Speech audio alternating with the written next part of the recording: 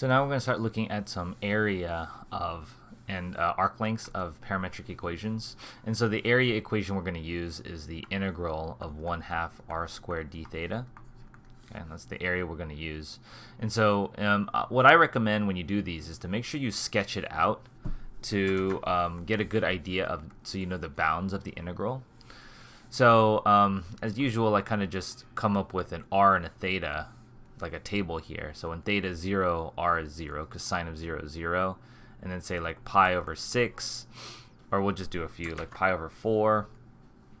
Sine of pi over 4 is root 2 over 2 times 4 is 4 root 2 over 2, which is 2 root 2. And that pi over 2, it's equal to 1 or 4. Sine of pi over 2 is 1 times 4 is 4.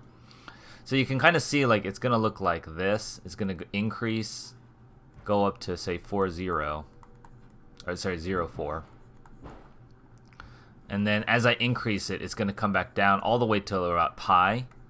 It'll come back to 0. So when we do this bounds of our integral, we're going to integral from 0 to pi 1/2 r squared, that's 4 sine theta, squared d theta. So this is going to be 16, when I square the 4, 16 divided by 2, that's 8 sine squared theta d theta. And the trick to doing integral of sine is to make it look like 1/2 1 plus cosine 2 theta. Right, this is a trig identity. This will cancel and make that 4. And this is equal to 4 times the integral of this, which is going to be theta plus, this is a minus sign, actually. It doesn't really matter, but in terms of the answer, but the identity is there's a minus sign. And so this is 1/2 sine 2 theta, evaluated from theta equals 0 to pi. And so this is going to be 4 times pi minus 0 is just pi. And then I plug in here, I'm going to have sine of 2 pi, which is 0, and sine of 0, which is also 0. So this is just going to be 4 pi. And that is, and so this is a circle with radius 2, and so its area is 4 pi by pi r squared, so that's right.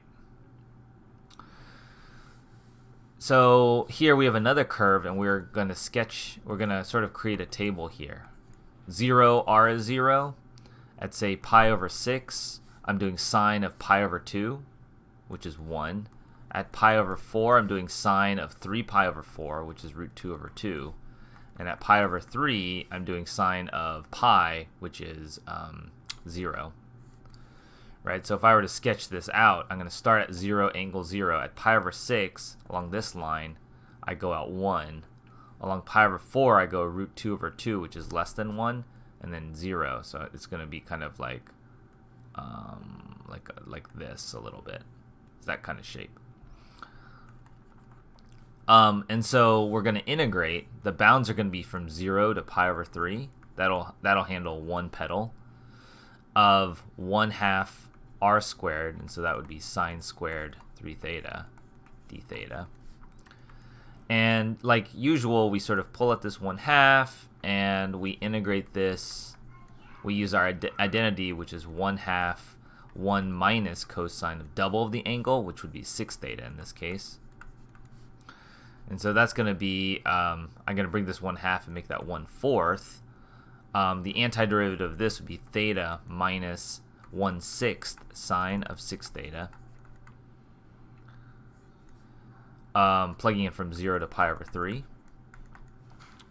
And so this is 1/4 times pi over 3 minus 0, which is pi over 3. And then sine of 2 pi will be 0, and sine of 0 is 0. So that's just it. So this we get pi over 12.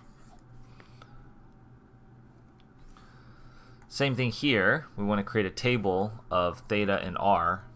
0, sine of 0 is 0. So this is 1.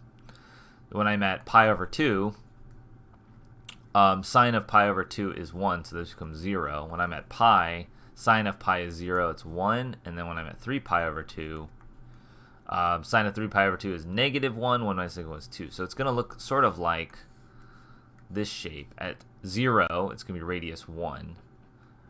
And then it's going to increase it's going to sort of go up and then go down to 0 when I get to pi over 2.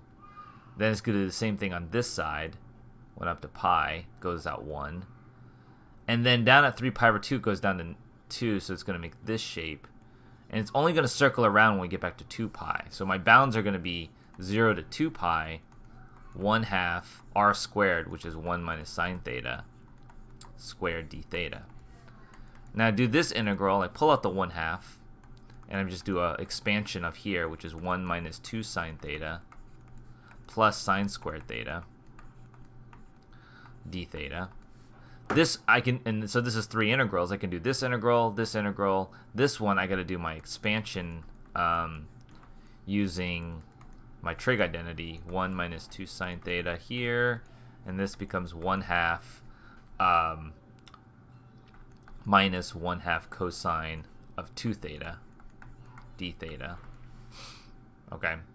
So then I'm going to have this 1/2 and the antiderivative. Well, actually, I can combine this. 1 plus 1/2 is 3/2. So I'm going to have 3/2 theta. The integral of minus 2 sine theta is plus 2 cosine theta. And the antiderivative of this is going to be minus 1/4 sine 2 theta. Like that. 0 to 2 pi. Now, basically, because these are all 2 pi periodic, like cosine 2 pi is 1, but cosine 0 is also 1. So this is going to, when I plug in 2 pi and 0, when I subtract it, that's going to be 0. That's going to be 0. So I'm going to have 3/4 times theta.